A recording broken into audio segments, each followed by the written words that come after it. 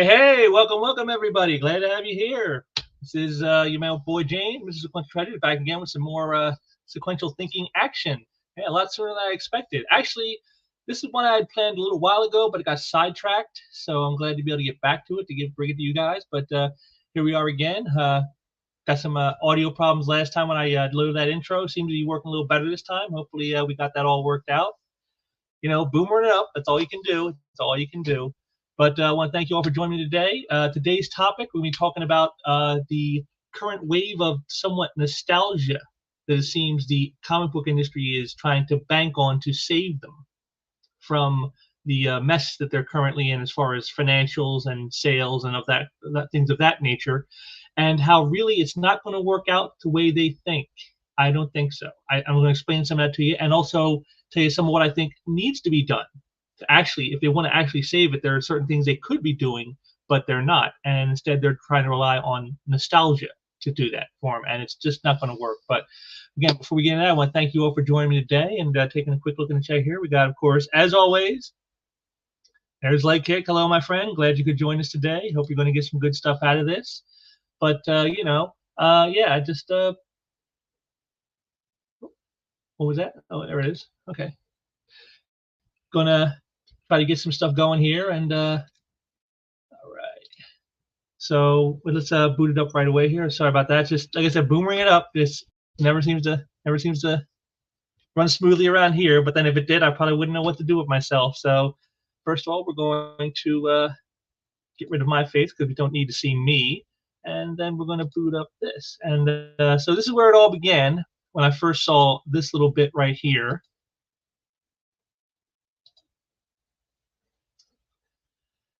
You can see right here, Marvel and DC legendary crossovers are finally back in print. Superman, Spider-Man, Batman, and Wolverine collide in the pages of two new collections. This was what got this whole thing started for me. Was seeing this little ditty.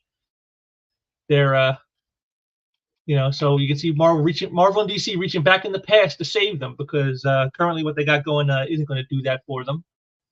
So let's get into this here. Marvel and DC, like any good comic book rivals, have been driven to an unlikely team-ups. But for decades, that history of universe-bending crossover moments has existed only under comic book shop display cases and in the annals of wikis. That changes this summer with the release of two epic collections rounding up the rare encounters between Superman and Spider-Man, Batman and Captain America, Teen Titans and the X-Men, as well as the even more twisted Amalgamate stories, which melded Marvel and DC characters into singular heroes. Yeah, we all remember these stories. We all remember these. This is the stuff from the 80s and the 90s, all the classic crossovers and team-ups that we saw, and now they're going to be reprinting them here. You see right here, DC versus Marvel Omnibus and DC Marvel The Amalgam Age Omnibus, jointly announced by the two publishers Tuesday, will round up stories from greats like Denny O'Neil, George Perez, Dan Jurgens, Chris Claremont, Walter Simonson, James DeMatteis, Mark Bagley, Jerry Conway, John Reed Jr., and many others that brought the worlds of Marvel and DC together in non-canon adventures to make fans' dreams come true. See, again, here it is. So they're going to bring back these stories. They're going to put out all new collections this summer to entice you to go, hey, I remember. Hey, remember this, guys? Remember when we had these great, awesome crossovers and team-ups when you had Batman and the Hulk, and you had the Teen Titans and the X-Men? Remember those guys? Remember when we merged all the characters together into one, and we had things like Dark Claw and Spider-Boy and the Super Soldier? Remember those great things, guys? Yeah, we do remember them because most of us were still alive when they were doing them. But of course, this is what they do. But so you look at this, and I guess you got to ask yourself, why are they reaching back to all this stuff? What's the reasoning for all of this? Because they certainly haven't done. They certainly haven't made it seem as though these things matter to them. I mean, if anything, if you listen to them, listen to like the people and the modern era creators. Well, this stuff is all a bunch of bigotry. It's all the patriarchy. It's all against gays and women and black people. And why would you want to support these things? Why would you want to bring them back? See here they give you the list of all the ones they're bringing back. I mean, look at this list. Just all this stuff. I've read most of this. I still own some of it. It's all this stuff. And then of course the amalgam stuff again, all that stuff. And this is so here we go. Back in the doldrums of COVID-19 pandemic isolation, comic creators and fans from around the globe came together to spend a day on social media wondering aloud at the possibility of what a modern version of Marvel DC crossover or mashup could hold. It was pure joy. While the DC versus Marvel Omnibus and DC Marvel the Amalgam Age Omnibus aren't quite the dream, the idea that Marvel and DC are willing to put these back in print is an acknowledgement that collaboration is possible. And if the next wave of DC and Marvel movies fail, hey, maybe we'll finally get the proposed Superman versus Spider-Man movie. So there it is. You see, they're not saying it outright, but they're giving you this hint that's why are they doing this? Well, because they're not making money. Things they've banked on to make money, the horrible books they've put out over the last decade, the horrible movies they're putting out, the horrible TV shows, the horrible video games, all this bad stuff that nobody wants, that nobody asked for. This is what they're going to try to rely on to save the industry. This is what they're counting on. And it shows you the desperation that they have come to basically embody because of this. I mean, this is not the actions of a healthy industry that's looking to, try to create great stuff. This is reaching back because you have nothing else. That's what this is. And but why are they doing it now? What could possibly be the impetus for wanting to do such things now, whereas they didn't want to do them for many years? Well, I think this right here that you're about to see might have something to do with it.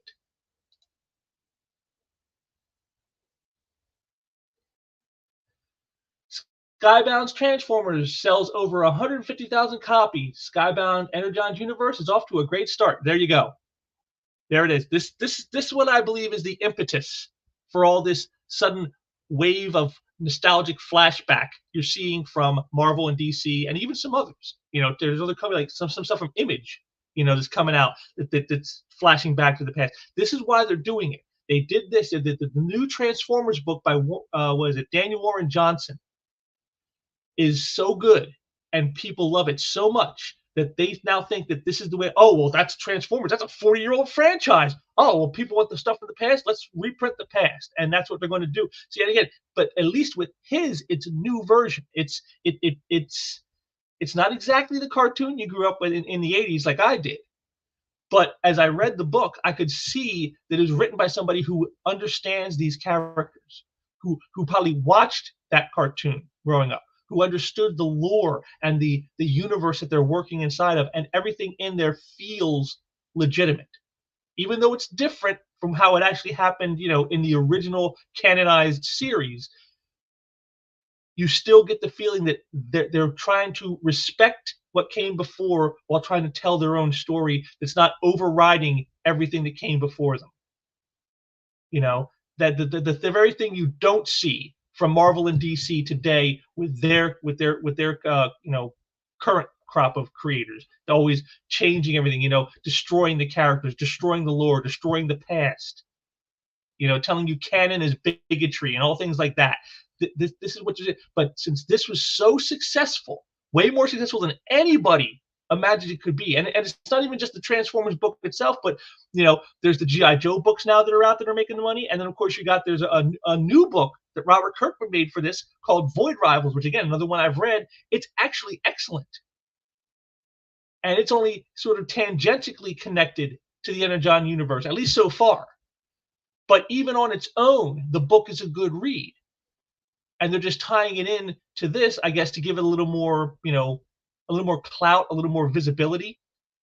And these line of books are really coming in and really getting people's attention in a way nothing else has. Oh, we got here, Lewis by Raven. And that's fine, but I don't care about Transformers. It's just another book to be ignored. Well, if you don't care about the concept, you don't care about the property, that's fine. But I'm saying is if you go to work with an established brand like Transformers, You need to show respect to what came before. You can't just throw it all under the bus and say, well, I don't care about that. I want to tell my story. I'm going to take these characters and twist them into something that they never were meant to be so I can tell the story I want to tell with them. No, that's not what you do. But that's why this book is working for so many people who are buying. That's why you have a sales number like that on a book, because they're showing the respect to the fan base and to the IPs. They're showing you that they care. We're not just here to use these characters as a mouthpiece for our politics or our agenda or whatever it is we're trying to say. We're going to work within their realm, within their lore, within their canon, and tell great stories.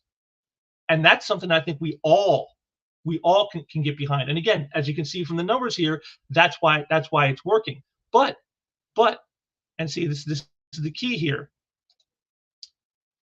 That's why it's working right now for these guys.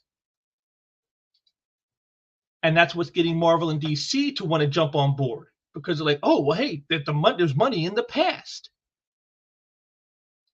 But what is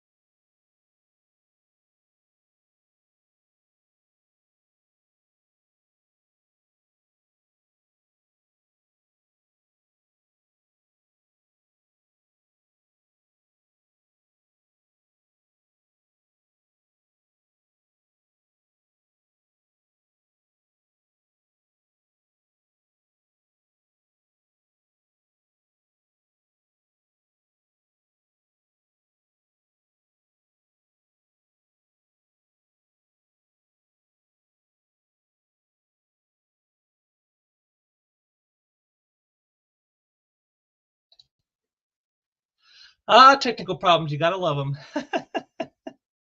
Like I said, if it wasn't Boomerang up, then it just I wouldn't know what to do with myself. But no, as I was saying, so this is why you're seeing this reach for the past from companies like Marvel and DC now. This is why they're bringing back these classics, and it's not just the upcoming crossovers that they're doing this with. It's also they've also got the facsimile editions, and I've seen these. I just saw one recently. I was at a shop local to me, and I can understand some facsimile editions, like maybe certain key issues, like Amazing Spider-Man 300 or Hulk 340, or FF number 50, something like that, where it's like a major story that really mattered, that had a lot of resonance, that is a fan favorite, and is also very expensive to go out and try to get the original book from. That makes sense. But I saw a facsimile edition made of Amazing Spider-Man 254. Now, 252 was the first black suit alien costume issue. So that would make sense to reprint. That's an expensive book. And even the books around it, 253 introduced the Rose, and 255 introduced the Black Fox. Again, hardly major characters, but at least you could say, well, it's an introduction of a new villain. 254, there was nothing special to it other than the fact that it was during that storyline. And yet here's this facsimile edition that's like $5, and you could go out and buy a brand new high-grade copy of the book for maybe 10, of the original version. And it's not like you're saving a lot of money or anything getting this facsimile edition. Like on any Spider-Man 300, you're going to pay $500 to get a copy of that, in any kind of decent grade. So getting a $5 copy that's a facsimile, well, if you want to read the story, that's the easy way to go. But if the book is only $10, then you're going to sell one for $5. See, again, this is the desperation. All of this stuff they're doing is reeking of desperation because they don't know what else to do. And it's not just with them. It's also, their shills in the media who are trying to go with this. And more from Lewis here. I don't see Marvel and DC really doing it. They've been rebooting, recycling, crapping all over their characters. Yes, they have. They have. And I said, but that's why they're doing this now. That's why you're seeing them go and, do these, bringing back the classic crossovers, putting out facsimile editions from stories from 30, 40, 50 years ago, because they know that the stuff that's coming out now is garbage and no one's buying it.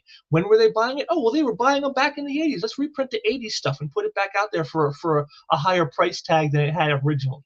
I mean, this is what they think is going to save them, and it's not going to, despite what they think, because even as they're doing all this, because they see the success of Transformers and G.I. Joe and Thundercats, these properties that have been being treated well now by the people who are making those books, they still aren't, like you say here, Lewis, they're not going to do the same with their own characters. And so what you have now is, well, you have, the media shills running interference. And this is one that just came up a few days ago. I mean, this one really got me. He goes, you should always give a new comics approach a little grace.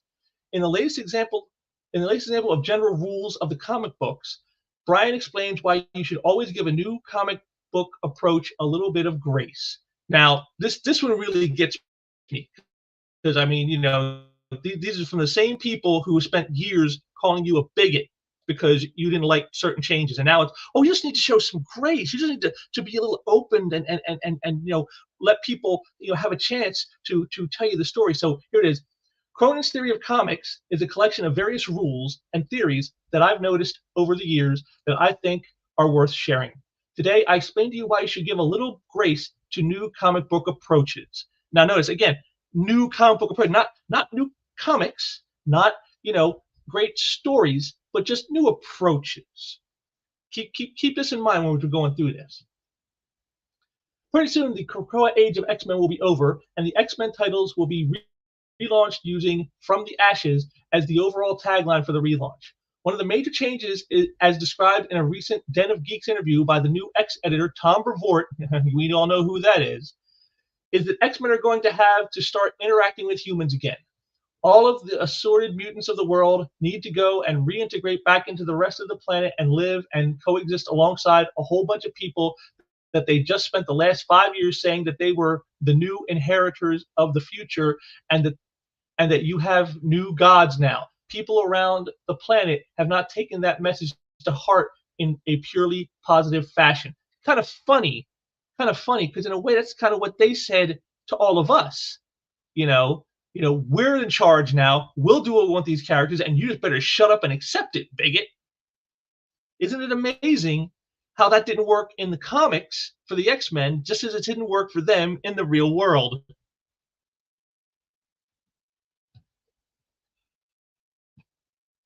And we got more here from Lewis.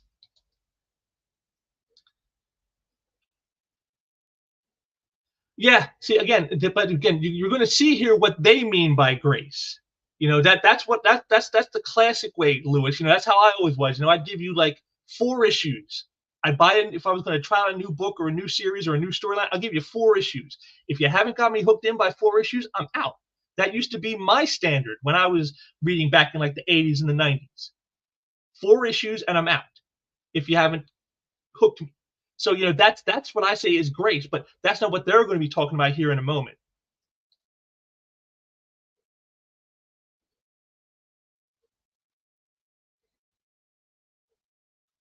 Yes, but see again, that's the kind of grace they're talking about isn't you giving them a chance to show you quality. Okay, that you're going to see here in a minute with that. That's not what they mean by grace. Let's see. Naturally, there are going to be comic book fans who don't want the X-Men Krakoan age to be over. I can't imagine why. I mean, again, they just noted that they've been walking around like mutant supremacists, and basically villains. I don't know. Well, why would someone not want that to end? I mean, a lot of people I've heard talk about the Krakoan era, like this thing went on way too long, and it should have been done 3.5 years ago. Similarly, there are going to be fans that don't think you can realistically just walk back the Krakoan age without some sort of major retcon. However, while I certainly am sympathetic to anyone who is sad that an era that they like is over, I think an important part of being a good comic book reader is to allow comic books some grace with their approaches. Now we're going to get into this.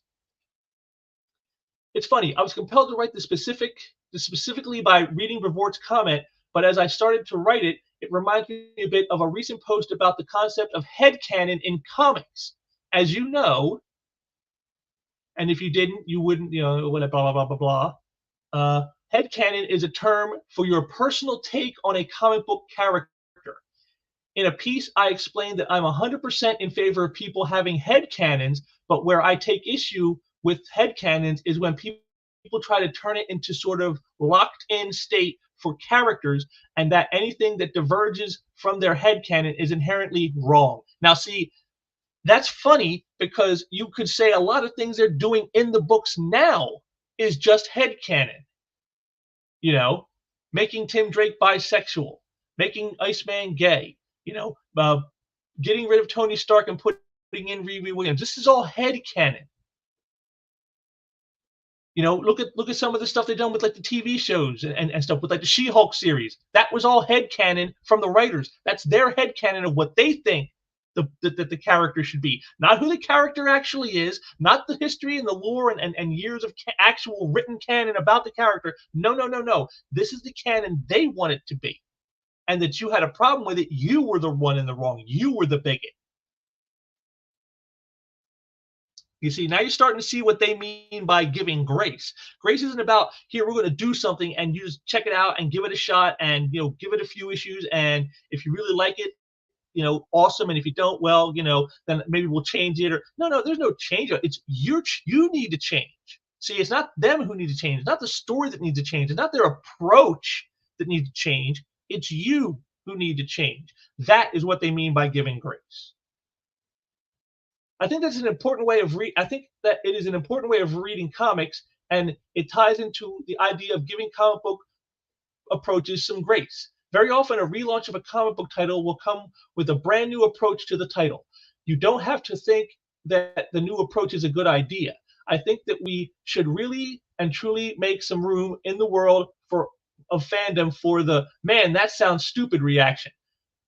I don't think there's anything wrong with that sounds dumb. Here's the trick though. If you think something sounds too dumb to read, then that's fair enough. But if you do choose to read it, you have to give it a real chance. So there it is.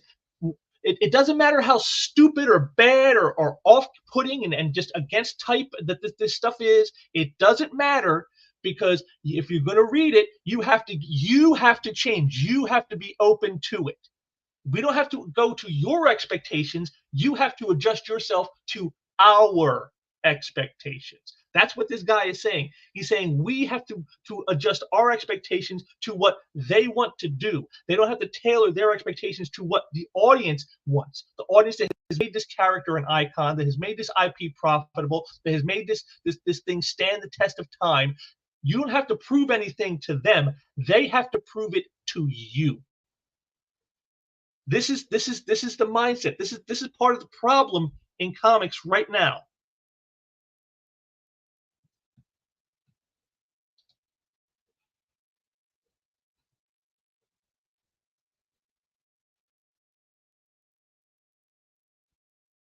No, that's not true at all. That's not true at all. No, it was not there. That's headcanon.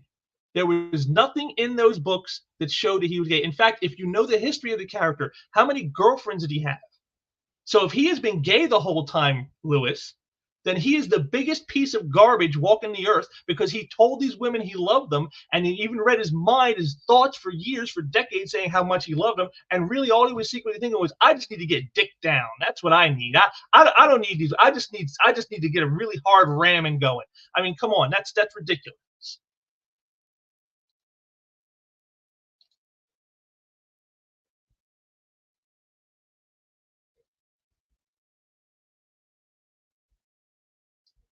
I can almost see you doing a Dallas Bobby Ewing thing with that. Yes, that would actually work. Wipe out the last 20 years of the stuff they've done for not just X-Men, but for all the Marvel universe, and hell, all the DC universe. Last 20 years, just the characters wake up. It's all been a fever dream. That would be beautiful. I would totally support that. That would be excellent. Continuing. That's what I mean about a little grace. Things are often not going to necessarily line up with the past versions of the title. Well, see, that right there is the problem. If you're not looking at the past version and you're saying, well, this is what the character is, this is what the story is, this is how the universe works, this is how these characters are, and that doesn't work for you, well, then maybe you shouldn't be working on that character. You know, if you want a character that's gay, then work with one that's gay, like North Star or Midnighter and Apollo. There are gay characters out there you can, and if not, as always said, just make some new ones. You can make a new character. You don't take something that is already an established brand and say we're going to completely revamp it and make it into something it was never meant to be. That's the problem. This is why the new stuff doesn't sell. This is why they're now falling back on nostalgia to try to save them, because this is what they've done and they've seen no way to get out of it without having to admit they were wrong. And that's the thing here, is you can see, I can see from this guy's tone, he's trying to say, well, they're not really wrong yes, they are wrong for what they did. And they need to come to terms with that, accept it, admit it, and then we can move forward. But that doesn't happen. That's the problem. We're talking about characters that have been around for many, many decades at this point. You can't expect everything to line up perfectly and allow creators the freedom to try new ideas. But again, does the new idea factor in as something that would be at least conceivable with the creation? Again, Tim Drake, they made him bisexual. Why? Why? What purpose does that serve? Does that make the character better? Does that make him, more interesting? Does that make him more, relatable? Does that make him more, skilled at being a great, hero and detective? No? Then why did you do it? What was the point? And again, it just muddies up the history. I mean, again, this is another character, just like Iceman, who was always with women. Stephanie Brown, what is it? Ari, what's her name? The Russian chick. He's been with women the entire time. He's never, Lynx, the evil Lynx. He had, in his first miniseries, he had attraction to her. He was trying to save her. He thought he was saving her at first, and turns out, she stabs him in the back. But there it is. He's always had, attraction to women. There was never anything in the character, no thought bubbles, no text, no nothing that says, hey, you know what? He really is interested in guys too. They just did this because modern audiences, diversity, inclusion. That's it. That was the reason for that. That was the reason for the new idea. And it doesn't work. You can't just force something in that way, because you break the character and then you destroy the lore and a lot of the stuff that maybe people enjoyed about that character. They liked him being teamed up with Stephanie the Spoiler. They liked that. Now whenever it feels hollow now. Doesn't it feel like it was a lie? Was he lying to her the whole time when he said he loved her because he really wanted to get it with a guy?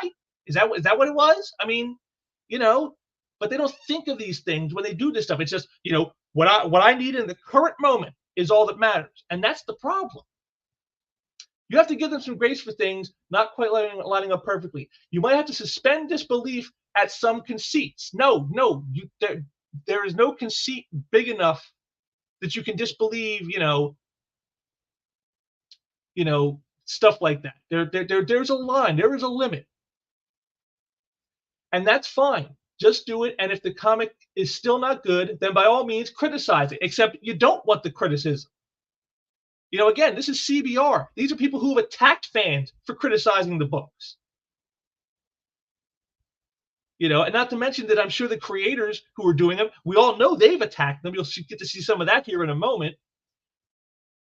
This is not at all some sort of don't criticize new approaches deal, as no one seriously wants that. Yes, they do. Yes, they do. That is exactly what the modern comic book creators want. They want you to shut up, give them the money, take whatever slop they throw at you, and just be quiet about it. If you don't like it, shut up, bigot. Just give us your money and shut up. That's what they want. That's what they want. And, that's not going to fly. That you're going to get, you put something out there into the ether, you put it out there for everyone to see, someone's going to criticize it. There is nobody that bats 1,000. There is nobody that gets a perfect 10. There is nothing out there where everyone will say, yes, this is great. I mean, you can find people who would say Alan Moore's Swamp Thing was awful. You can find people who could say, Batman Year One was awful. You can find people who would say, The Death of Gwen Stacy and the Green Goblin was awful. Now, granted, most of us will look at it and say, well, those are classic stories. Everybody loves it, but everybody doesn't love them.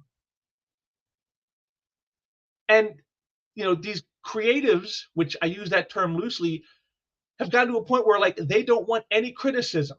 They want validation. They want to do what they want to do, change what they want to change, whether it goes against canon, whether it goes against the character, whether it goes against the audience. None of that matters. We want to do what we want to do, when we want to do it, and we want you to accept it and validate it. That's what they want. So, again, his thing here of, don't criticize new approaches. That's exactly what they want. And that's probably what this guy wants too. But of course, he doesn't want to say that. He's trying to play out, I'm like a centrist. I'm not on anybody's side. I'm just saying, well, we don't want that. Yes, you do. Because you and guys at your site have done the very thing of attacking people who have criticized new approaches. Continuing. What they do want, though, is just a little leeway with their general concept. For instance, if you're never going to accept a non-married Spider-Man comic book, then don't read Spider-Man comic books post one more day. So there it is right there. Just fuck you. We don't want you as a fan anymore. Yeah, that's what they've told us. That's what they've said many, many, many times before.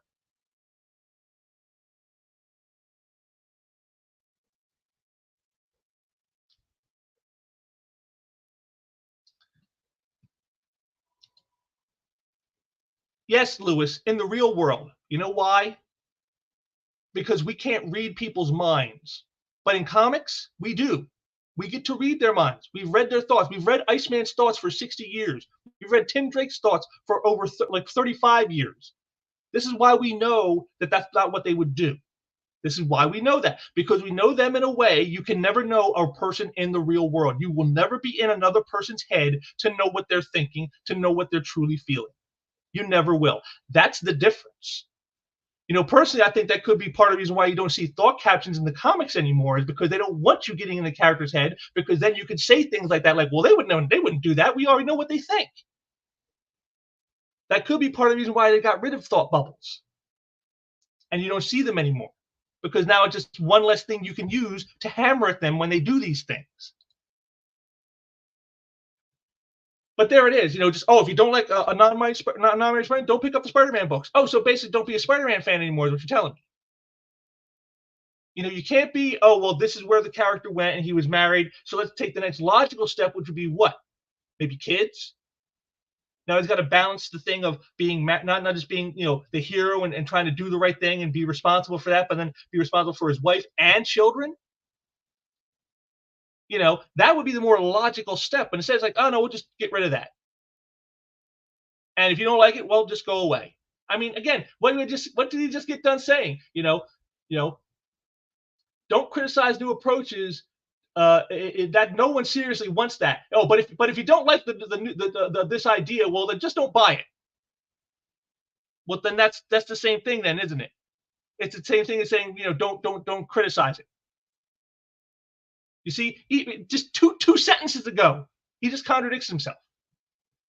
However, if you're going to give a shot, then you have to concede the general concept of the book, starting with Brand New Day, which is what this is a non-married Spider-Man, and likely he will never marry Mary Jane Watson in the future.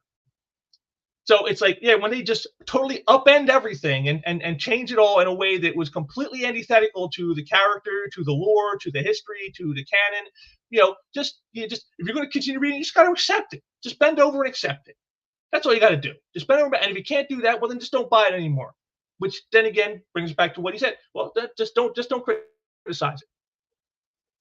If you're going to read it, you got to give it a chance. Don't criticize it. And then if you can't do that, well, then just shut up and don't buy the book and don't criticize it. It's amazing.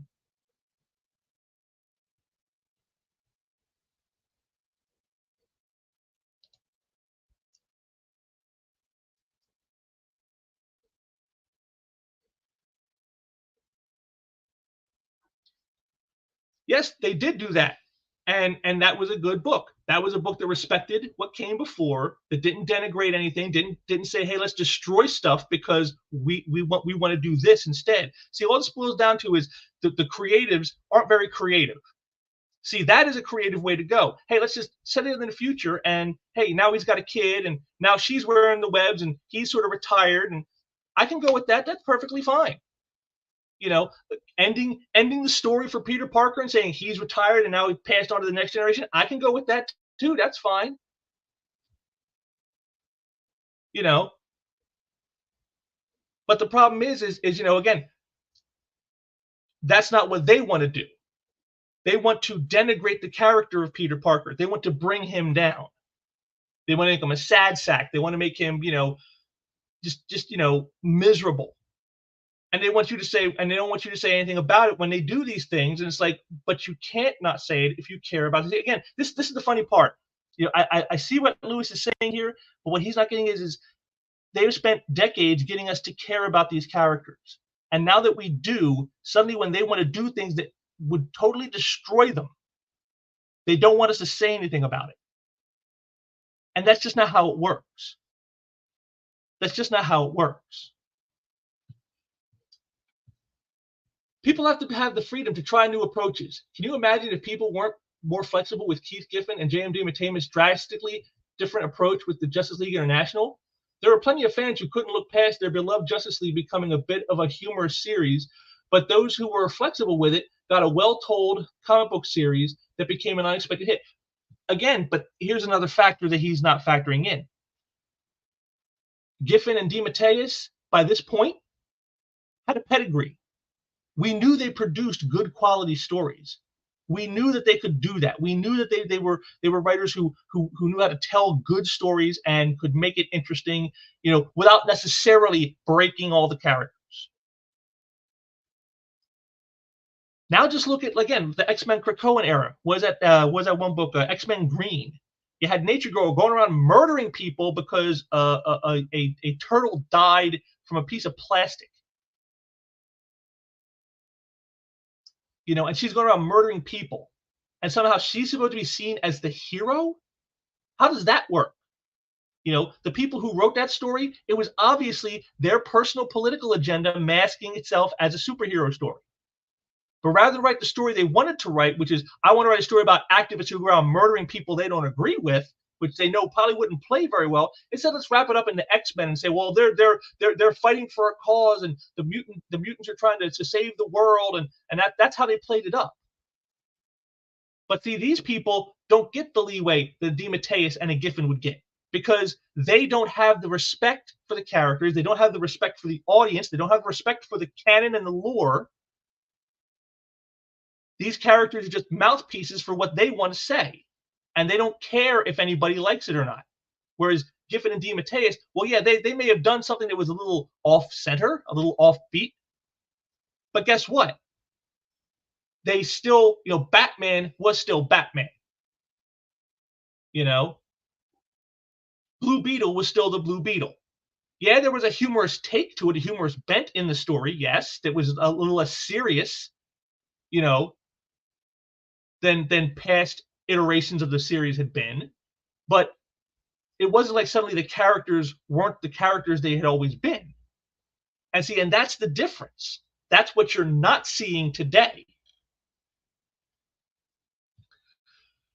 So we don't need, they did something like this already, or this sounds like X mixed with Z, so I'm going to dismiss it out of hand. It's not helpful. No. You know what isn't helpful? But no, what also isn't helpful? When you say, hey, you know what? Here's a character that's not these things I want to write about. Let me go and make them those things so I can write about it. That's also not helpful, because that just turns off an audience. That just pushes people away.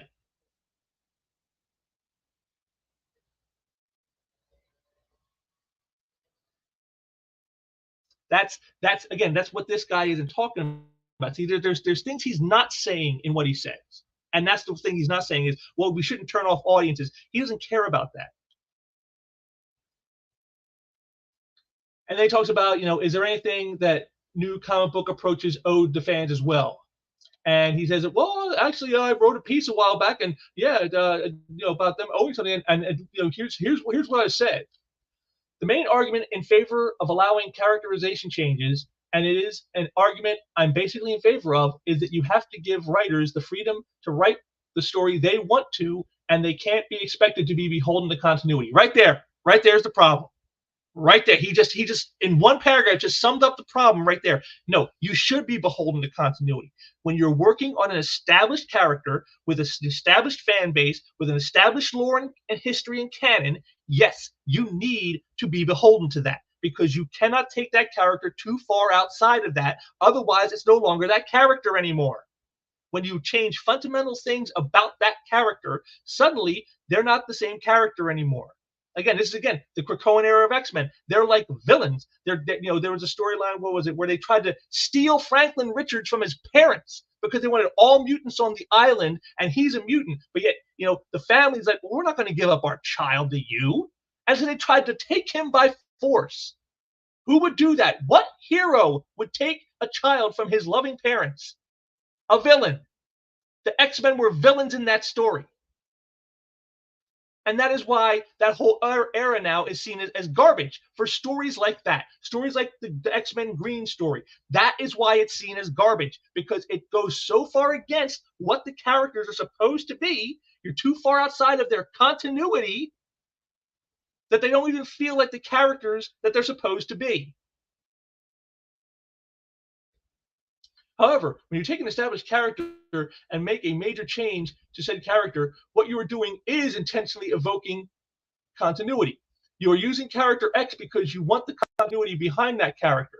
You could just create a new character for the story, but you want to use an established character instead because of that very same continuity. Yes, again, something that we've said many times. The reason they use these characters is because that they don't see them as actually characters, see them as platforms. A lot of people know who Spider-Man is. A lot of people know who Superman is. A lot of people know who Wolverine is. A lot of people know who Batman is. So let me use those characters to push my agenda, to push my politics, to push this belief system and ideology that I want to push. And it doesn't matter if it doesn't fit the character, because the character is just there as a mouthpiece for what I want to say. They want the gravitas of the continuity. They want the respect. They want the validity. They want the built-in audience. They want all the positives that come with being respectful and quote unquote beholden to continuity. But they don't want to be beholden to the fact of, well, I have to write a story that actually fits with this character. I have to write a story in this universe where it makes sense. That's the problem.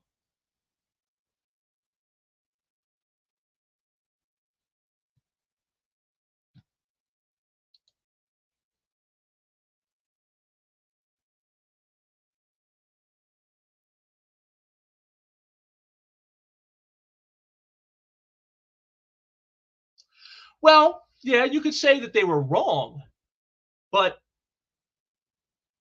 we all knew how much Scott had loved Jean. So if she was suddenly back, I mean, that would create conflicts for him that way. And we can sit here and say he was wrong and a jerk to do that, but does that mean that because you did that, suddenly now you're going to want to become a mutant supremacist? That you're going to want to steal children from families? That you're going to want to murder people because a turtle choked on a piece of plastic? I mean, I think that's a kind of a stretch. Making a character flawed versus totally, destroying the whole foundation upon which the character is based is quite different, I think.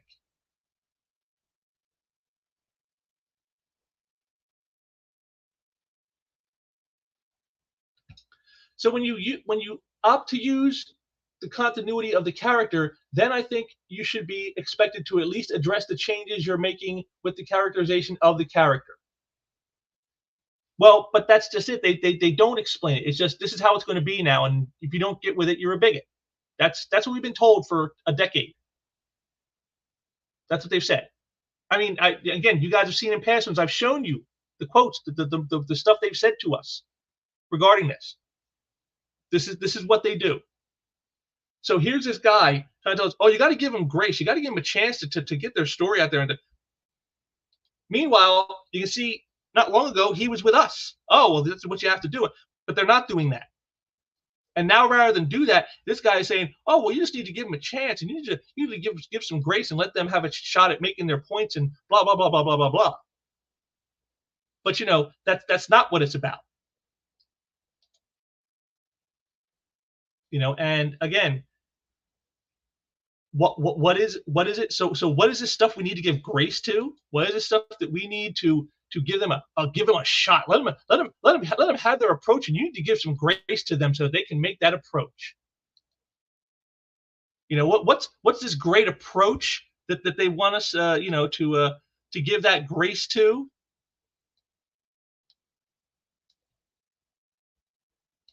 Well, it's stuff like this.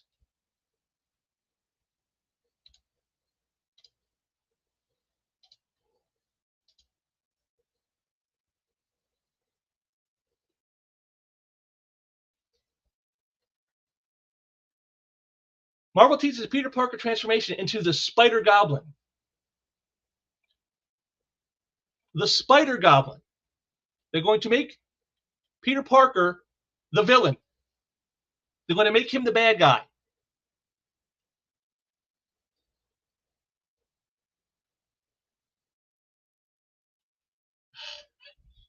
And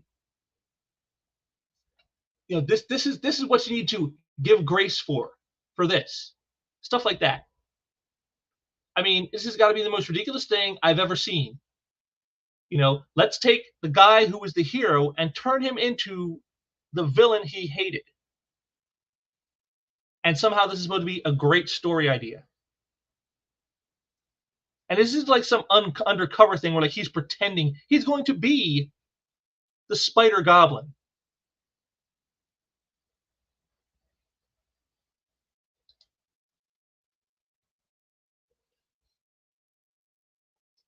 Not really. I mean, in a way, sort of, but not really. Having him, had his what was it, his mind was messed with, and that's why he became it. But he came back. In the end, he reverted back to the Peter Parker we know, because that was never the long term thing. I mean, there were certainly no covers like this of him like that in that. And again, you can even so. And again, you can say, well, that was Spider Girl's story, so that's why Peter was the side character. Here, he's the main character of the book, and you're saying, well, let's turn the main hero into the villain. I mean, this is what they want you to give grace for. Or stuff like, they've destroyed Batman. Alfred is dead. He's lost all his money. He's lost the Batcave. He's lost Wayne Manor. He's lost everything. All he has basically is his costume and his name. And how much longer before they probably get rid of those? See, this is what I'm talking about. When you say give grace, you got to give grace to these people for their stories. You got to give them a chance. A chance to what? Further denigrate the characters? Further throw them down into the garbage? I mean, why would you do that? Why would you do that? But there is a reason they want you to do it. There is a reason that they want you to give that grace to these books, because deep down they know that the nostalgia they're baiting you with isn't going to save them, because there are things going on that show that that's the case. Now, of course, this is the beat, so we're going to have to go through her spin. But here it is. This is Comics Pro. Comics Pro releases results of comic retailers survey. It's a hard business. So let's go through this now. Comics Pro, the organization for direct market comic store owners, conducted a survey of comic retailers early this year, with two-thirds were non-members and one-third members. Preliminary results were released at the Comics Pro meeting. Blah blah blah. Let's see. Both graphic novel and periodical sales are down in the majority of stores, from amounts ranging from 1 to 50%. That's quite a fucking spread, don't you think? From 1 to 50% in most stores, the periodical sales are down. That's worrying. Oh, you think so? But there were also some positive signs. Some shop numbers were up, and retailers are evolving to meet the challenges of inflation and demographic shifts. By demographics, they mean throwing out the old audience and trying to find a new one. That's what they mean when they say that.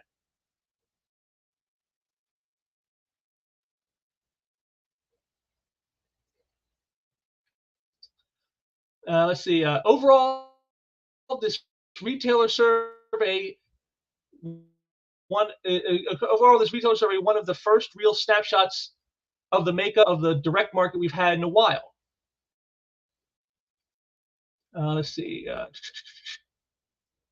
As a result of a high number of responses and ranges of retailers who responded, we are confident that the survey presents a realistic snapshot of the industry as a whole.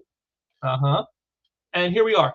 The following is the results reported by Comics Pro with one small clarification we reached out to make. Okay. Demographics. Comic book stores tend to be small, family-owned, independent businesses. 88% of retailers work their stores full-time. 81% of retailers have single storefronts, and 30% of stores reported they have no employees. Over one-third of the retailers reported that they have children at home. So they're almost all small businesses, and a third of them do not have any employees. They're solely run by one guy. The proprietor is also the only employee of the shop. Does that sound like a healthy business model for long term? Having a whole bunch of places that are all small, that are run by a single person with no chance of any growth.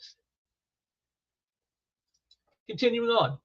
The vast majority of comic store retailers identify as Caucasian and male. Oh, why is that important? Well, I'm sure we'll find out here in a moment. 10% of retailers identify as people of color. 11% of comic retailers identify as female or non-binary. 10% retailers. So even here, identity politics is so enmeshed in everything that you can't even do a survey about business without getting into the identities of the people you're surveying. As if somehow, so what does it matter what the retailer looks like, whether they're white or black or male or female or gay or straight? What does that have to do with being able to sell comic books? What does that have to do with having a healthy store that's able to perpetuate business and to keep itself afloat? What does any of that have to do with that? I mean, right here in the survey, they're already showing you how stupid they are. 38% of comic shop retailers are between the ages of 30 and 49, while 47% are over the age of 50. So again, something that older guys do because they know this stuff. They probably read it when they were kids, and that's why they're doing it now, because they love it. Again, not exactly startling information there. Almost 10 retailers surveyed have been in business 21 years or more. 47%. Oh, so that means there's over half that have not been around that long. Okay. And now we get to the real kicker. This is the real deal right here. The sales. 54% of retailers reported gross sales of $300,000 or less in 2023, while 18% of retailers reported gross sales over $1 million. So again, that's gross. That's everything coming in. Every single dollar is not counting, how you pay taxes. It's not counting if you have actually, employee for payroll. It's not counting you have to take out for your rent for your business. It's not counting, your utilities at your business. It's not counting shipping. It's not counting, all the stuff that goes into running a business. Just gross. And they brought in $300,000 less, over half were less than $300,000 in a whole year. 52 weeks of shipments of comics, and they couldn't break $300,000 in a year. Think about that. Think about what that means.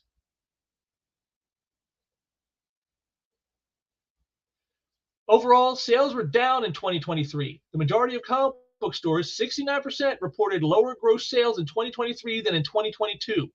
A bright spot, however, is that 22% reported higher sales in 2022. But again, notice the key here. They tell you the 22% reported higher, but how much higher? 50%,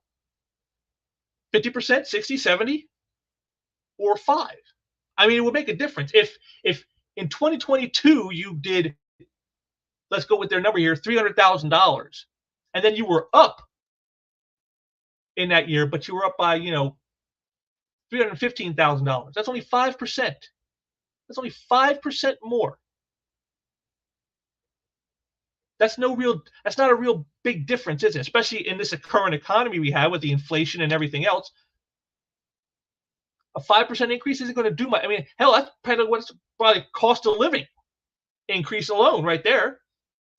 See, notice how they don't tell you what the percentages were that they were up.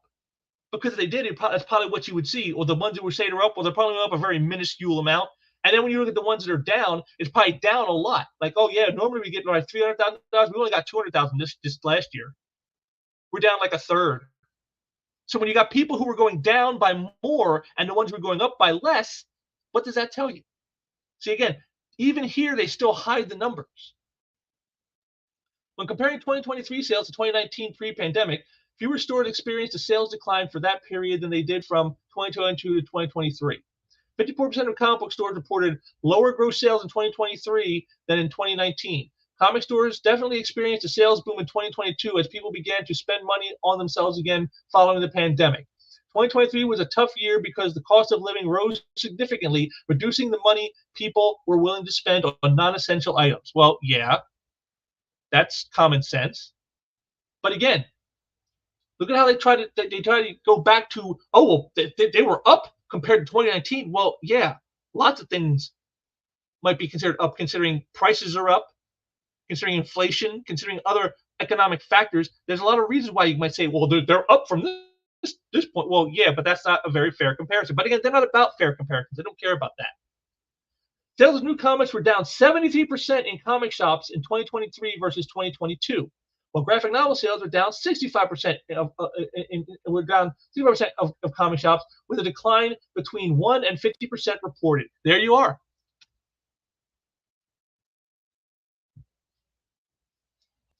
New comic sales down 73%.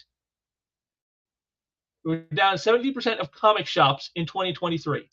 Now, do you see why we're seeing the stuff with nostalgia all of a sudden? This big burst of it. Oh, let's bring back these classic IPs and these classic franchises people know, Thundercats and Transformers and G.I. Joe, and let's do them right. And hey, let's bring back let's reprint the crossovers of Superman versus Spider-Man and Batman and Captain America and all this. Let's just put all that, let's amalgam. Let's put the amalgam books back out there. This is why you're seeing that right here. This is why you're seeing it right there. One line. This is why they're doing it. It's desperation. They have nothing else. There is nothing else they have to save themselves with. You saw the Spider Goblin. This is their big idea for current stuff. Oh, let's just turn the hero into the villain. Let's just do that. That's our big brained idea to try to appeal, to the stuff that's currently out there. Let's do that. And the thing is, you can't expect better. You really can't, because most of the people who are still in the industry today, they're a bunch of hacks. You could say in the past, oh, well, there's always been hacks in comics. Yeah, but there was a lot of talented people in comics in the past too, and you don't really see that today. That's the problem. They've chased the talent away, and their talent has either gone on to do other things like their own crowdfunded books, where they get to get all the rewards of creating their own IPs and not working on someone else's for a paycheck, or they've driven them out and out of the industry entirely, and they're just off doing something. Maybe they're working in marketing, or they're working in advertising, things like that. The writers are off writing on Substack somewhere, and they're not coming back to the comics to say, oh, hey, they want to do good comics again. Well, let's all come in there. No, they've chased the talent away. Who's the next Todd McFarlane in the comic book industry? Who's the next Michael Golden? Who's the next Chuck Dixon? Who's the next Chris Claremont? Is there any in there right now? I'm not sure if there are. I mean, who could you name? Name me 5 super high profile like guys who are really great at writing and drawing comics right now in the mainstream. Name me 5. You probably couldn't do it. You'd probably get like 2 names out and be like, okay, Daniel Warren Johnson, Josh Williamson, that's about it. Yeah. You probably be able to hardly squeeze any names out of your head. That's the damning thing of this. This is the problems. And you notice none of that is mentioned in any of this. Now we talk about this. Diversification of products has become the norm. Most comic stores sell non-comic products. Over 80% sell toys. Over 60% sell card games. Over 50% sell board games and role-playing games. Other items mentioned by over a third of the stores are stuffed animals, apparel, packaged food and drinks, and prose books. This is the modern comic book store. This is what's going on in the retail sector of the comic book industry. Just like we see with the shows, you got, all the media guests and the voice actors and, video game people there. And comics are kind of like shoved off in a little corner off on the side at their own show, the Comic-Con, and yet it's hardly about comics. And now you have comic shops that are hardly about comics because they can't make money at this. Why?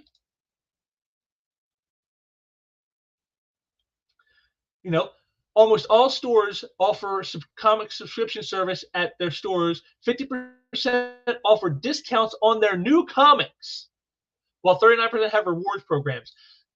Over half the stores are selling the new stuff at discounts when it's new. We're not talking about back issues, like I got stuff that's been sitting here for years. Let me, try to dump some of that and get some money in so I can buy some stuff that's selling better. No, the new stuff, they're trying to give it away and they can't. They're giving it away. And nobody wants to buy it.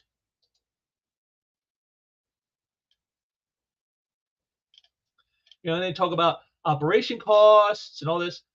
While it's clear that the majority of the comic book industry has experienced financial strain, retailers seem to agree that their experience of that struggle would be mitigated through more coherent and consistent product data, reduced shipping rates, a continuation of purchasing risks to be shared by the publisher, and the ability to gather effective sales data on issue number 1 of a series before having to finalize order numbers on issue number 2.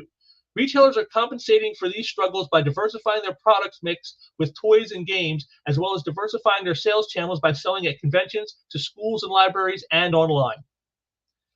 Now, in all of that, in all of what you just saw there, with this right here, right here, what did you not see listed?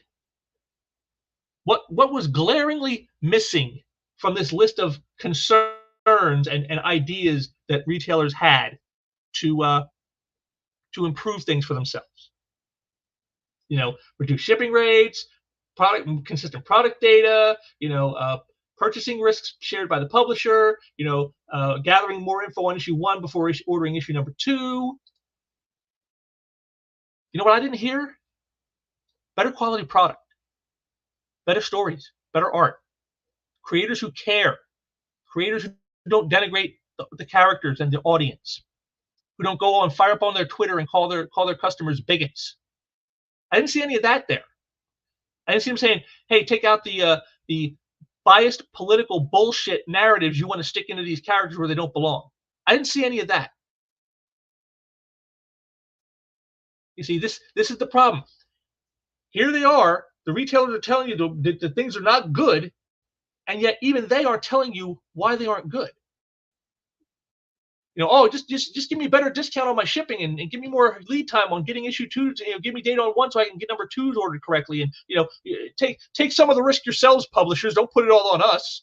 Never mind, that's what you signed up for with the direct market, because that's what the whole point of it was, non-returnable stuff. But nobody's saying, "Hey, how about you make some better comics? How about you come up with something better than the fucking Spider Goblin? How about that?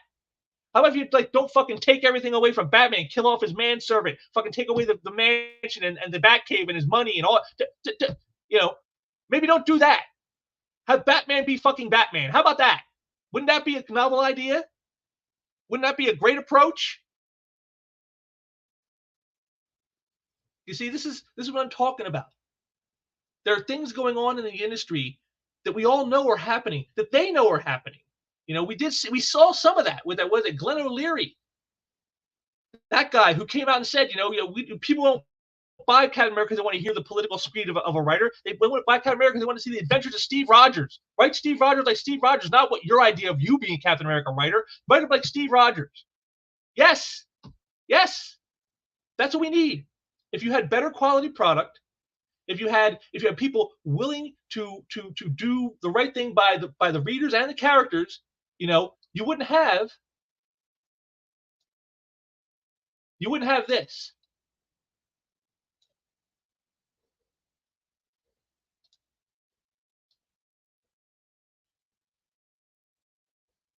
And you wouldn't have this. That's all you have to do. Quality stories that are not disrespectful to the characters, their canon, and their audience. That's all you have to do. And again, they know this themselves in the industry. Why are they reaching back into the past? Why are they going for the nostalgia bait? Why are they saying, hey, look at this. Remember these great stories? Yeah, we do. That's why we know your current ones suck. That's why they're not. That's why the shops are dying. That's why their sales are down 73% on the new books. Yeah, we do remember those great old stories. Your stuff sucks.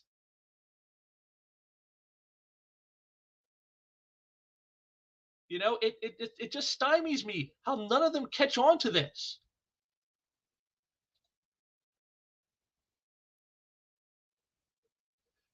So while we see what the numbers are now, and they're pitching their tents, on hoping nostalgia bait can save the day. Well, what else is going on?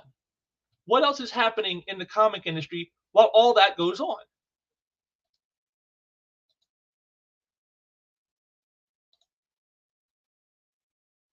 Well, you have stuff like this.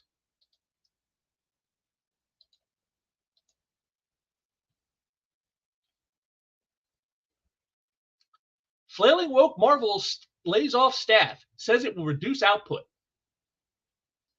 Disney grooming syndicate struggling. Marvel division laid off 15 staffers this week. Report extreme left variety. Report extreme left variety.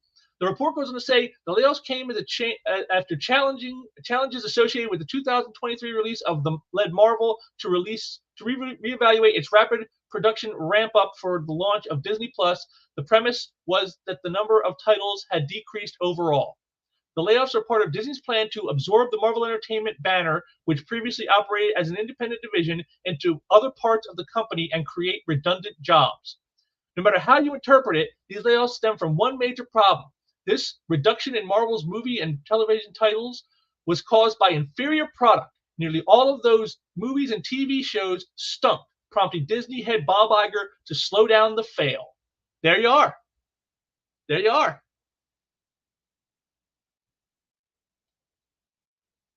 This is what's happening.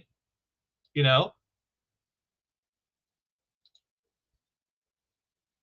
is what's going on in the mainstream industry. This is what's happening at Marvel. But of course, it's not only just Marvel, mind you. Because these things don't just happen in a vacuum. Marvel is probably the most important because people say as goes Marvel, so goes the industry, and there's truth in that. Here's some more of it. IDW layoffs, departures, including the COO and editors. IDW Media Holdings management layoffs and a departure last week include the company's chief operating officer and 2 editors. ISVC2 has confirmed. Amber Herta, who joined IDW in 2021 and was promoted to chief people officer and chief operating officer in management shakeup 3 years ago, was something of 5 management layoffs.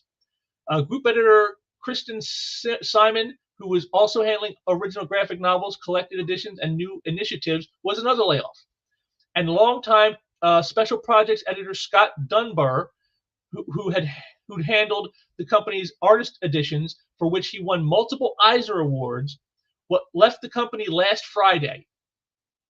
IDW Publishing improved year-over-year performance in its fiscal quarter, showing a $496,000 profit for the quarter that ended October 31st, but lost $4.9 million for the fiscal year. So last quarter they got some little tiny bit of money, but when you factor it against all the losses previously to the rest of the year, they come out $5 million down. This is what's happening. This is what is happening in the comic book business. While they're trying to peddle nostalgia to save themselves, to get you to pick up books that you've already probably picked up many, many times before. You know, this is what they're doing. This is why they're banking on nostalgia, because they have nothing else. The new stuff sucks. Nobody's buying it. 70% of shops say that they sell less of the new stuff. 73%. You know, and again, it's not just the publishers are suffering. Hey, you know, comics are in 2023. It's nearly 2024, and I'm more than concerned. And it's a column by Phil Boyle, another one of the retailers who was sounding alarms and attacked for it. Marvel and DC, you blew it, or maybe you just succeeded in your plan to kill off an American art form of which you've been the able stewards for 80 years. It's baffling that something so prolific was ushered into the chopping block and executed. Strong accusation? No, just the unvarnished truth as new comic sales find new lows. You know, and he goes on about, you know, the problems. You know, this is what he says to fix it. And here we are in the comic industry facing the same conundrum. Marvel and DC have strip mined the comics industry for the better part of a decade, putting no money into the market that sustained them for years. Much like the condo association, an investment is needed by those who lived off the equity for years. If you want to market in 2 years, yes, 2 years tops, then the time to invest is now. And he tells them what you need to revitalize it. You know, fewer covers, comics at a lower price. Editors who are editors. Here's one of the few who was actually talking about some of it. Too many editors are lackluster and agenda driven. Too many covers and sketch drivel with no sales point, and too much interior art is amateurish. It's clear neither Marvel nor DC has a publishing plan beyond the current reboot. Yes. The characters are iconic for a reason. The movies never got traction until they leaned into what made the characters decades-long successes. Change is good for story, but inevitably you need to touch base with what brought them. Gender swaps, sexual orientation changes, and outright changes to who's in the suit are short-term headline grabbers without long-term sales, with very few exceptions. Tell stories without stylizing. I've beat this drum for a decade and more, but here we are, chasing away a large portion of our customer base with every new tale that they want entertainment, not a serialized sermon. Look at that, right there. Boom, boom, boom. 3 in a row. These are the problems. This is a retailer speaking out. And again, you saw what the numbers are. And 2024 doesn't look to be going any better.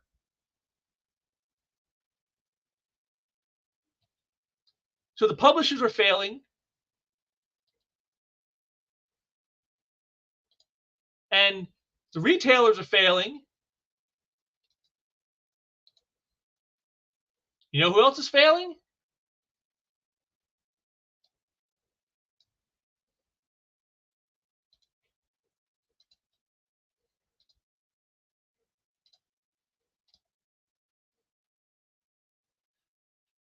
TV and movie writers.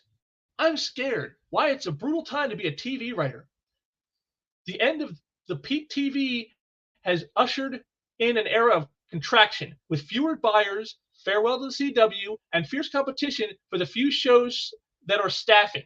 People are in total survival mode. Yes, all the easy money that was being dumped into streaming, all the easy money that came from making superhero movies based off classic storylines like the Infinity Gauntlet and whatnot, all that is used up now. Add in the stupidity of the strikes, the writers and actors strikes they had just last year, and you can see why all of a sudden all that flowing money in Hollywood is gone now. Nobody has any money. The big corporate overlords, your Disneys, your Time Warner Discoveries, all those guys, their deep pockets aren't so deep now. They were hurt during the pandemic, and they haven't come back from that. They have not seen pre-pandemic levels of sales since then. And we're what, 4 years out from the pandemic now? So there you go. But again, these are the same people, who've ruined the comics, because the comic people are trying to take cues from these people. It used to be whatever your source material was, that's what you focused on. If the source material was comics, then you made sure the comics carried the day. And if they made TVs or movies or video games or anything else about it, that's fine. Just make sure the comics are good. Well, see, but that's not what we have anymore. And in fact, it became inverted. I mean, and you saw this early on back in, with the original X-Men movie from 2000. What happened? Remember that back in 2000, 2001? They had the X-Men all in black leather, and then what happened now was, we'll put all the X-Men in black leather. Why? Well, that's what they saw in the movie. And I've said this for years, is comics are so fucking stupid. They don't look at what they do differently from everybody else and say, what do we do differently from movies and television? What do we do differently from video games that makes us unique, that makes us special, that they can't compete with? They don't look at those things. They spend too much time trying to be all those things. Well, we want to compete with video games. We want to compete with movies and television, and you can't. You can't be decompressed the way you can in a movie and a television series where you can have people sitting around for 15, 20 minutes talking with just close-up to their faces and get the story. You can't do that in a comic with static images. You're never going to compete. You can't be as interactive as a video game where you actually are the character that's playing in the game, whereas you're just reading a story. You're never going to be that interactive. You can't compete. So instead of saying, well, let's focus on what we do great, they try to compete in their arenas and they fail. And they end up ruining their characters, ruining the stories, ruining the creations. And now here we are, where even the people who have been strip mining them for a decade are now saying, well, now we're scared because, the money's no longer there and people are in total survival mode. As if this is some thing that, we had no idea this could happen. We didn't know that this was going to be the case. No one told us. When anybody with two brain cells to rub together, which I guess leaves out the people in Hollywood and the comic book industry, they could have told you, yeah, it was pretty obvious that was going to be the case, that was going to come. But just like Nero fiddling away, no one cared until now. And why do they care now? Well, because now they see the light. The light at the end of the tunnel wasn't salvation. It was a fucking freight train, and I hear that horn coming at them now, and now they're all scared and concerned.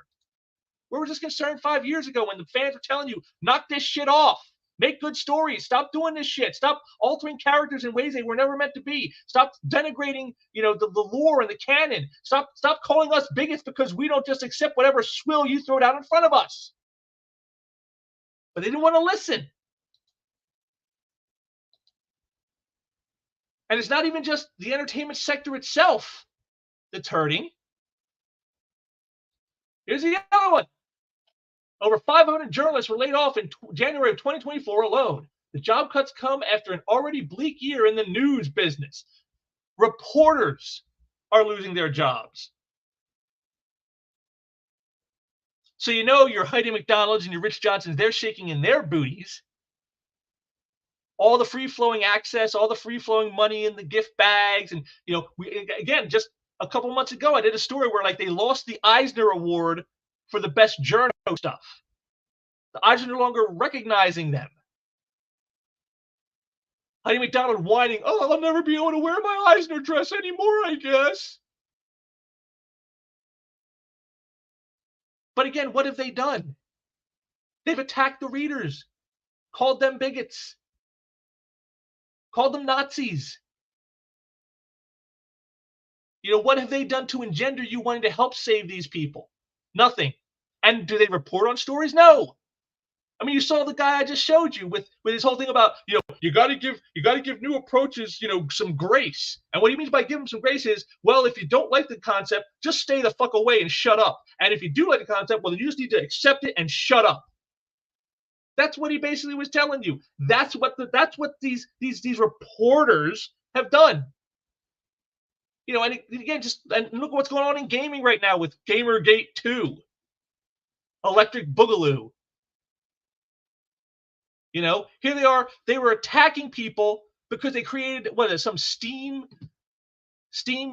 board where they were talking about a certain company that ruins games with their political biased ideology being pushed into everything. And so they were telling you, well, these games have this in there so that people would know, and then they can make an actual informed decision as consumers whether they want to buy that product or not. Because, well, if they're involved in it, it's probably going to be woke as hell. It's probably going to ruin the characters if it's a franchise. It's probably going to have horrible gameplay.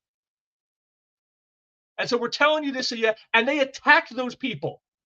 The reporters attacked those people. And then when the people called them out for it, they played the victim. Oh, you're attacking us. You're a bunch of evil bigots. And it's the same in the comics. They do the same thing. They push the narratives they're told to push by the people in power. It used to be journalism was about getting truth to power, about holding the power accountable. But these guys don't. They want to cuddle up to the power. They want their ditty bags. They want their free access. They want their Eisner Awards. They want that backpack telling you you're a good person because you sided with the people in power. And now you see where it's led them, where all this has led them.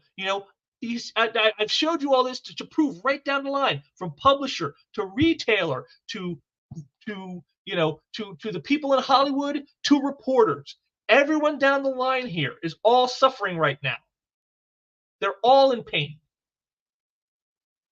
And it's all self-inflicted. Every bit of it. Because they refuse to listen.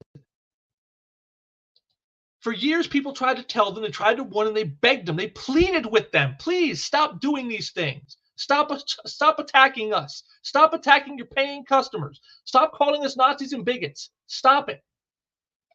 And they wouldn't. And now they're all in the soup, and they're afraid. And again, you say you can't blame them really, but I'm going to remind you. We're going to since they want to push nostalgia to try to save themselves. Let's do a little nostalgic ride ourselves. I want to take you all on a little trip down memory lane with some golden oldies. Some of them not even that old, but still. These are the people who want you to buy into their bullshit of nostalgia bait to save them. People like Jerry Duggan, who classically told us, that it doesn't matter whether you're happy as a reader. The goal is for us creatives to be happy, and you could go along for the ride. And if you can't do that, shut the hell up.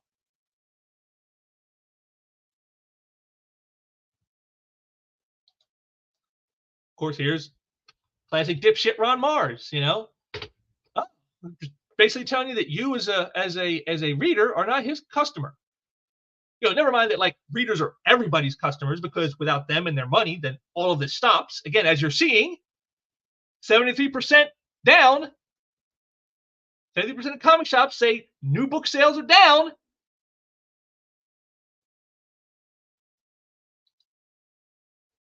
Here's Greg Weisman, a guy who works in Hollywood. Guy says here, it would be nice if you guys stripped the LGBT content out of Young Justice because it doesn't add any value. It pollutes the show and alienates some viewers unnecessarily. Great cartoons did fine without that content for decades. Don't ruin the show. And of course, you see his response. And again, notice who he goes for: straight white males. Well, how does he know Lex Smith is a straight white male? Why was that his immediately go-to target? See, again, because it's not about creativity. It's not about creating great works. It's about pushing an agenda. Here's Moose Bauman. And it's not just white men. I guess even women are targets. You know, again, I'm sure Moose would tell you he's a feminist and he's all for women empowerment. Well, unless, of course, maybe they say something he doesn't like, and then, well, then it's just, go suck a dick. Oh, to a woman. Wait, isn't that misogynistic? I thought that was misogyny. I thought it was the patriarchy. But I guess it's okay when Moose does it. You got Jerry Conway, So, after you've already insulted the American audience, well, hey, let's go for the international audience here. Where he basically said that American comics were misogynistic, and so is manga. And then he insulted the manga readers, calling them incels who beat off to preteen girl drawings. Again, as from Human points out, he's a co-creator of Power Girl, and he's crying about, oh, it's too sexy, it's misogynistic, some misogyny of manga. Yeah, because you've destroyed your industry, I guess you want to destroy someone else's, right? Of course, here we just talked about him, Tom Brevoort, the guy who's running the new X offices. Meet the new boss, same as the old boss. Right here, telling you straight up. Somebody asking me about like having, do you see a small audience as desirable? And he's like, not every as desirable, but bigs can keep their money. Marvel's always been out inclusion and against intolerance. Well, except of course the inclusion of including people that don't agree with you, and they're against intolerance except for their own, of course, for those people that don't think like them. This is the guy running the X-Men books, folks. This guy, the books that are supposedly all about trying to about inclusion and against intolerance, and here he is showing you that he's the exact opposite. And of course, after you've already went after the fans, well, what's left? Because the fans, they're not really the readers. The readers, they're not the clients, right? They're not the customers. It's the retailers who are the customers to the industry, right? Well, we can see here's Jamal Igle with his famous attack on Glenn O'Leary. Basically saying, he talking about a shop he went to that smelled like cat piss and cigarettes, and he thinks, well, that's probably what this guy's shop is like too. Never mind, he's never been to his shop, he's never met Glenn O'Leary, but yet this is what he's going to say about the guy. The whole basement dweller thing. That's on top of others calling him Ramon Villalobos, the murderer himself. He came out and told Glenn O'Leary he called a salami breathed hog. So once you've already attacked, so I guess it doesn't matter whether the readers or the retailers are your customers, whoever your customer is, just attack them, right? That's good business. And now if you've gone after all the people on the outside, well, now it's time to go on the inside. And here's the dread butt pirate Mark Brooks, attacking his fellow creatives because they joined Comicsgate, and so that means they're I'm trying to figure out why every mainstream artist who's turned CG seems to regress in quality and skill when they join that stupid movement. It seems to go hand in hand every time. This is the guy who tried to say that Dale Keown's work was bad. Dale Keown, one of like the premier artists of the motherfucking 90s. Mark Brooks isn't worthy enough to wipe the ball sweat off of Dale Keown. And yeah, he's going to hear talking about him like that and others.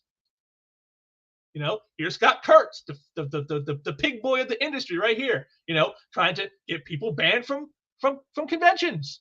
Why? Well, because they think things and say things I don't like. That means they're not allowed in. Keep them out. I don't care if they're my colleagues. Fuck them. I don't want them here.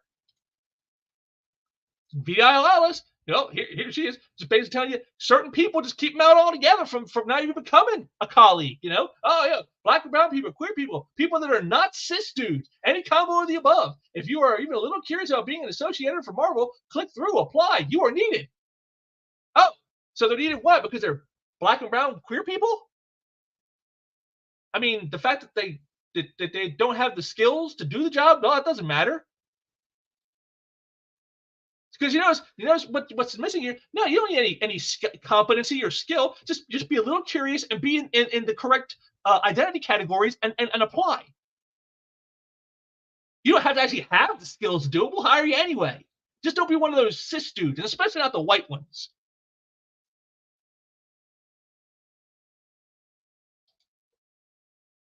Here's Eddie Robson telling you basically the whole plan. It's a franchise-dominated landscape, and you can't just will new franchises into being. You'll make much faster progress by diversifying the franchises. By diversifying, what he means is to destroy them. Turn Iceman gay. Turn Tim Drake. Bi. That's what you just diversify them. Doesn't matter whether it makes sense. Doesn't matter whether it goes along with that character or not. Doesn't matter whether it destroys everything about that character. Who cares? Because it's franchise and creating a new character, well, that takes time and effort, and it can take a long time for that character to catch on if it ever does. We don't want to have to wait. I don't want to wait for relevancy. I don't want to wait for validation. I want it now. So just take over a franchise and destroy it. Because after all, did you have no respect for the readers or the retailers or your fellow colleagues? Well, why would you have any respect for the characters themselves? Again, as good old Mags here tells you, they like to break the toys. They like to break them. But it's super hard with established IPs. Never mind that some of that stuff has already been done anyway. But I guess since Mags didn't get to do it, they feel, why these people get to destroy these characters, not me. And of course, when all else fails, just tell people, it doesn't matter anyway. You can't destroy the characters, and even if you do, so what? We'll just hand wave it away down the line. Meaning, basically, what? The work doesn't matter. The stories don't matter. The art doesn't matter. The characters, none of it matters. Again, we just saw that story, the Krakoan era of the X-Men has damaged the X-Men so badly. People are like, you can't fix this without a major ass reboot. You can't just have it and go, we'll just have them go back and integrate into the main universe, and it'll just be like it was, where like they're heroes instead of being the villains, trying to be mutant supremacists. You can't just hand wave that away. But the Dan Slott, well, who cares? Just, if it reboot it, who cares?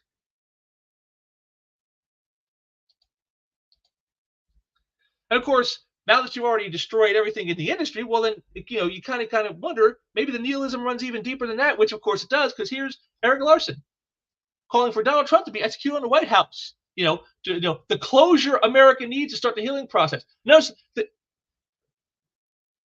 he's advocating violence. Number one, these are the same people who will tell you words are violence, that you disagreeing with them, because of what they do to the characters you love. Somehow you're an evil bigot and you're a Nazi. You want people to die. You're trying to kill trans people because you don't want characters being transed. You're evil for that. But here it is. He's calling for the literal execution of somebody who's not committed a crime, by the way. And it's the closure America needs to start. Start. So what? It only starts with him. What? You're gonna get more people? What? People who voted for him? They next? After you get rid of Donald Trump, you're gonna kill all the people that vote for him too? Execute them on the White House lawn? You see, this is what I'm talking about. This is the mindset of these people who are running things. This is what they think of you. And of course, here it is. It's Heather on Toast, now everyone's favorite cum dump, right here. What thing has the worst fans? America. Yeah, America. The country that's given her life, liberty, the pursuit of happiness, everything she has.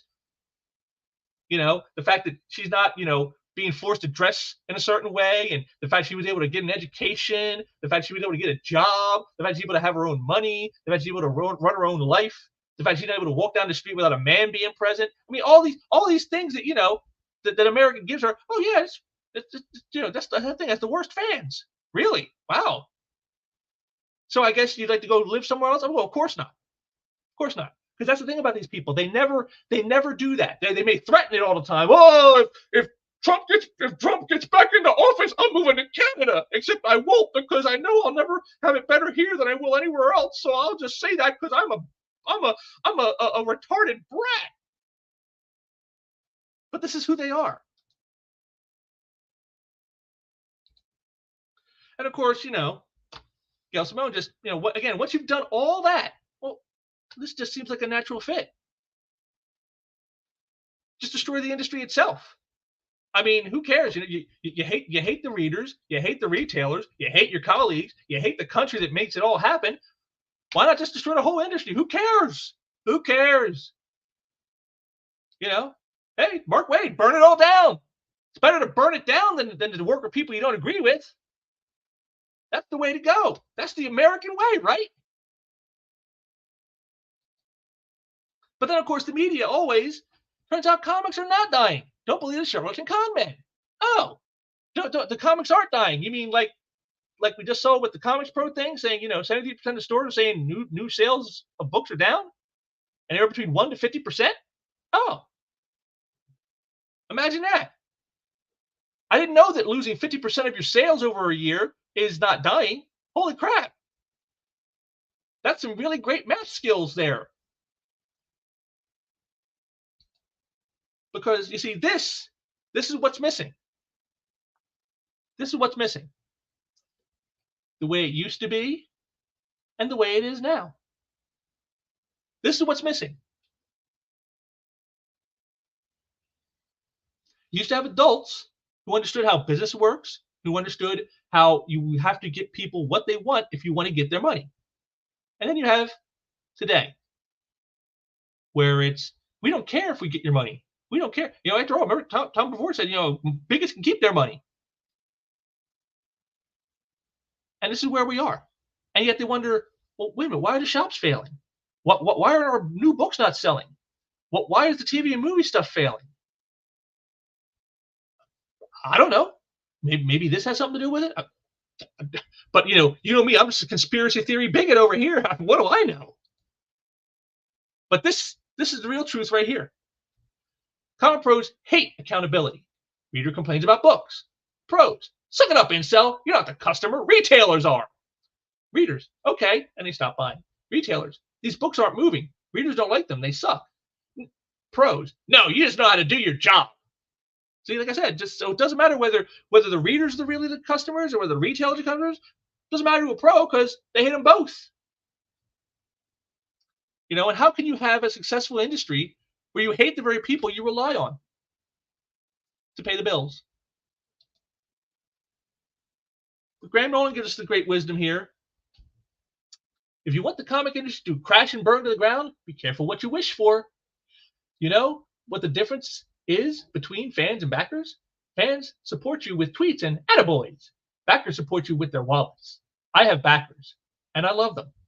Wow. Just a few short sentences, and it sums it all up so perfectly, don't you think? This is what we need in the industry today, right here. This is what we need, this type of thinking. But we don't have it. That's why they fall back on things like nostalgia. This is why they're doing what they're doing now, trying to bait you in with stuff that was good back when this was the standard. But I think it can even be simplified even more by the great Eric July. And if you don't like my politics, you can still buy my book. I'll still have you as a customer. Leave it to Ripa to, like, in just as few words possible, spell it all out for you. This is the standard, folks. This is what you should look for. Not just in the comic book industry, not even just the entertainment, in any industry. This is what you should look for. This mentality. If they don't have this mentality, then they're not worth doing business with. At all. Which is what we're seeing now. Again, 70% of shops. New comic sales down between 1% to 50%. That's what the reverse thinking of this gets you. So when they start hitting you with this, as they are right now, when they start pulling out the member berries, just remember, folks, that's bait. That's all it is. That's all it'll ever be, because it's all they have. This is the act of desperation. This is what they're doing because they have nothing else left to do. Well, not true. They could do the right thing, but that's not going to happen.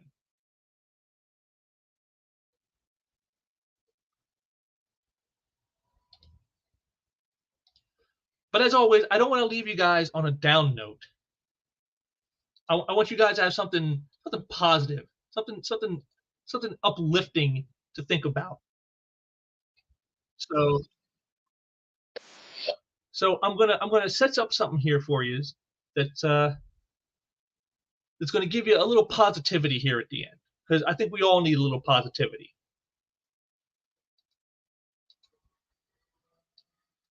So let me get it booted up here.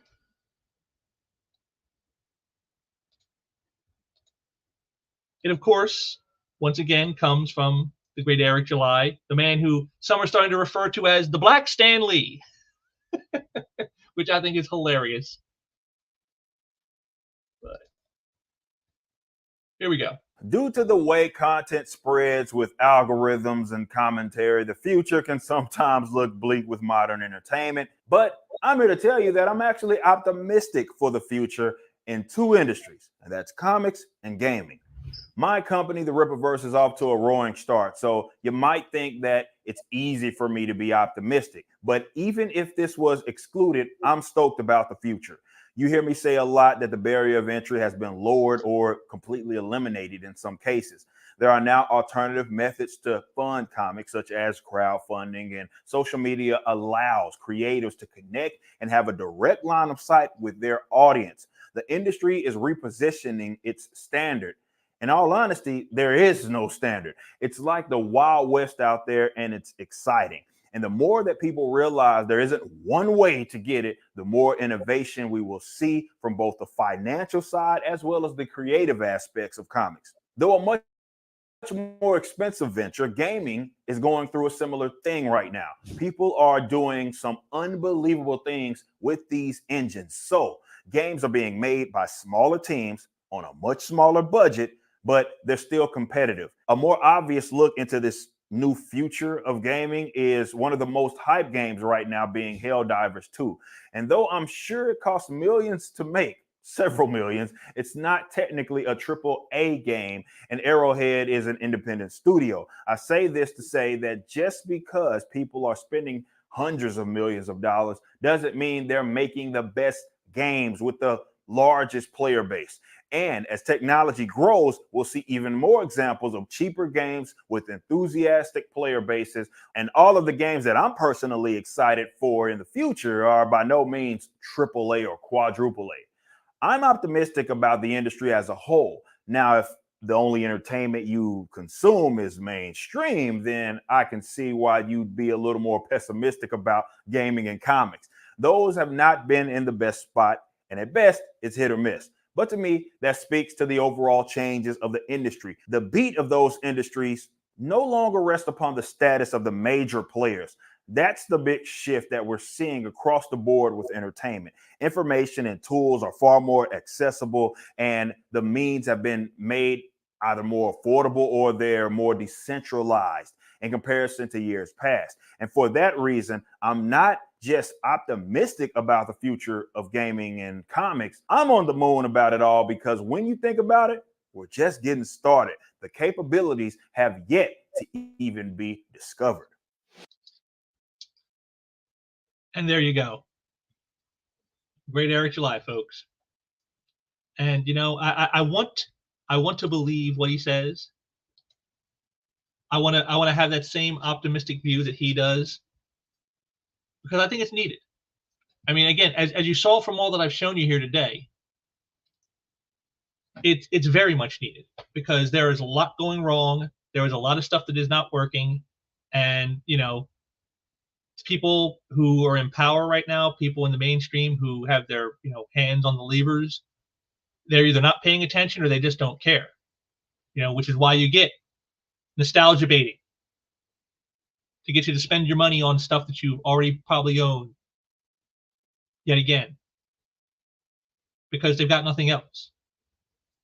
And what needs to be done? Well, what I showed you from the one retailer, you need editors who do editing and not social commentary and being political commissars trying to keep out certain people from the industry. You need, creatives who actually are creative, who have great ideas and great concepts that you are willing to give a chance because you know that they can create quality, not a bunch of political hacks who couldn't hack it in the political realm, and so they come here instead to tell their stories because they know that it's easier, it's faster, it's less pushback. This is what we need. We need people who want to see entertainment grow. You have to want that. It's not just going to happen. You just don't put something out and it happens. Like this channel right here. It's been a slog for me, but I keep trying. Why? Because you got to keep trying. You can't just say, well, if I build it, they will come. No, I'm sorry, this isn't the field of dreams. That's not how it works. That's a communist utopian fantasy right there. That's not how it works at all.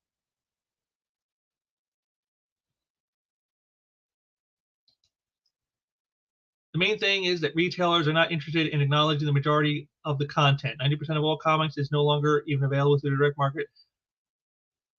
Yeah, and again, that's the thing I'm seeing is, again, whenever they trot out that information to you, trying to tell you that, oh, comics are doing great. Remember that was the thing, like in 2022 and 2023. Oh, comics are doing great. They're doing better than ever. Look at this Comicron number. Look at the bar graph. 2.2 billion. Yeah, and 1.8 billion of that was crowdfunding and manga. I mean, so I guess they can say thanks for championing our success, but that's not going to champion the success of the mainstream. It's not working, and like I said, now the chickens are truly coming home to roost. Again, you saw with all the stuff I showed you in you could say every aspect of the industry, from publishing to retailing to movies in Hollywood to reporting, all of it is all suffering. And it's because these people don't care. They spent a literal decade, telling fans and readers and people with the money, we don't want your money, bigots. Tom before, we don't want your money, bigots. That's what they told you. And people have finally, after years, said, all right, fine. And they've walked away. And they're not coming back.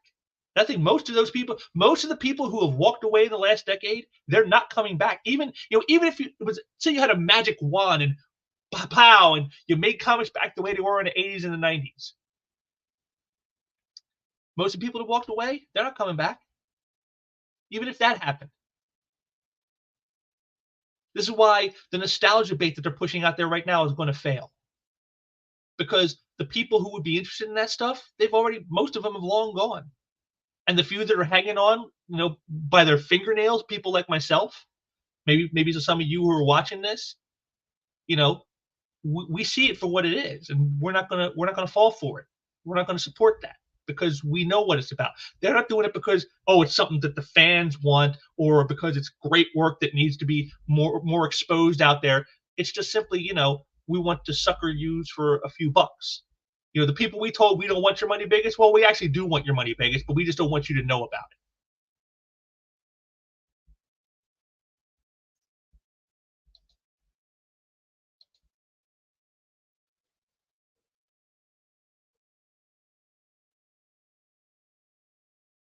it.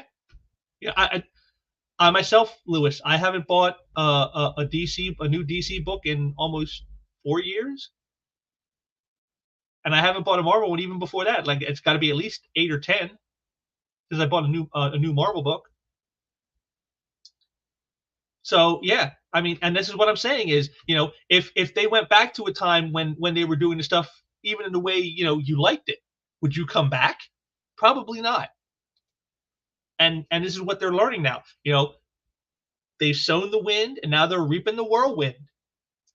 And that's what this all is. And all this stuff with the nostalgia. Oh, look at these great franchises. Oh, look at these classic crossovers that everybody loved. Here, look, we're putting them back out there so you can buy them again. It's just a desperate Hail Mary throw. And how many more of those they have left to play? I mean, once you've gone to the well to say we're just going to put out the old stuff again, what have you got left in the tank? Again, in past streams, I've shown you guys, numbers back when they actually would even let you see the numbers, and the top superhero graphic novels, when they had to categorize it down so much because manga is dominating in the graphic novel categories. So they had a comic book and superhero graphic novels. They had to give it its own subsection. What were they? Like 70-80% of them were like stuff like Watchmen, Killing Joke, Spider-Man, Craven's Last Hunt, stuff that's like 30, 40, 50 years old. It's been around forever. It's been reprinted forever. And that's what most of the sales were. And again, now you see that bearing out with the numbers you just heard from Comics Pro. So once you've gone to that route, once you're saying, well, we're just going to put out the old stuff again, you're basically saying you're done. You have nothing left. And so like, I mean, what's going to save them? I don't think anything can. But if there is any saving them, they're not doing what they need to do to save it.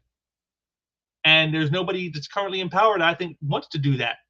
And as long as that's the case, you got to follow Eric July and his example here. You gotta go out there and support some new stuff, the parallel economy. You got to go out there and create new icons and get with people who love what they do, who appreciate the people that support them. Who aren't going to shove their political agenda down your throat and mask it as entertainment, but give you actual entertainment that you want to read, that you're excited about.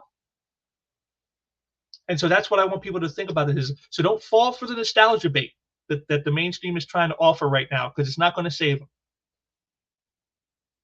It's not going to save them.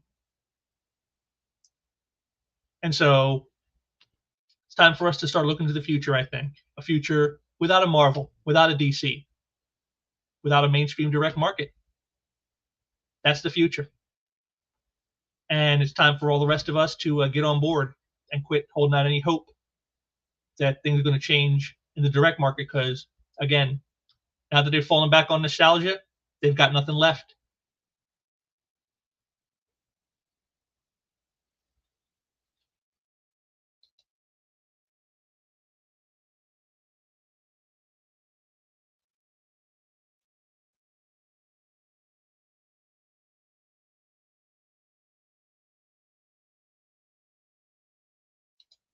Well, I mean, it depends on what you mean by that. I mean, if you mean the nostalgia for them, yeah, maybe. But as long as there are people out there who are talented and creative, and they have an outlet that they can use, that's where the future will lie. That the outlets that they used to use to do that, to get that attention, to get that feeling, yeah, that's got to change. And it is. That's why you see crowdfunding. Again, if you look at any of the numbers that I've been able to find, manga is growing, crowdfunding is growing, and the mainstream market is not. And that's the future. So, time for us to get on board with the future and look to new icons, look to new ventures, because there are people out there who do want to create great stuff and want to entertain an audience, actual entertainment. And that's where you need to put your efforts. You can't keep hoping that the big boys that we grew up with are going to finally catch on and go, oh, let's buy a Clue. They're not. And that's what all this nostalgia baiting proves. All these years, all the stuff that they've done, all the stuff that we've said, all the stuff that has happened, and it's now coming home to roost. And yet, they've learned nothing.